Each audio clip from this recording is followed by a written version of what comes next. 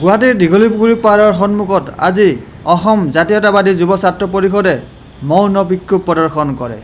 এই মৌন বিক্ষোভৰ বিষয় হ'ল মূল্যবৃদ্ধি, ৰেল ভাড়া বৃদ্ধিকে ধৰি ভাৰতৰ প্ৰধানমন্ত্ৰী নৰেন্দ্ৰ মোদীয়ে দিয়া এক প্ৰৱচনত বাংলাদেশীসকলক বিনা বিচাৰে ভাৰতত প্ৰৱেশ কৰিব পাৰিব আৰু 10 বছৰৰ তলৰ কোনো বাংলাদেশীৰ ভিছা নালাগে বুলি কোৱাত অসম জাতীয়তাবাদী যুৱ ছাত্ৰ পৰিষদে ক্ষোভ প্ৰকাশ কৰে।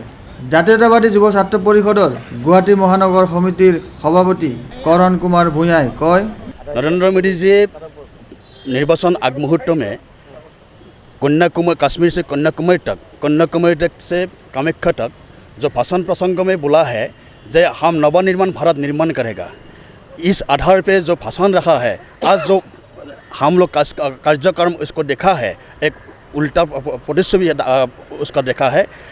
आज मूल्यवृद्धि, रेल भाड़ा का मूल्यवृद्धि 14 हटकरा वृद्धि किया है।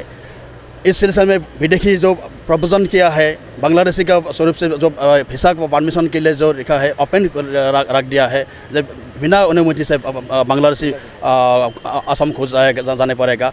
इस जो भाषण है, इस भाषण सिलसिला में हर इसको जो कार्यकारी जो है, हम लोग का पूरा इसको पसंद नहीं है और इसी सिलसिला में हम लोग इस प्रतिवादी आज मौन प्रतिवादी कार्यसूची लिया है।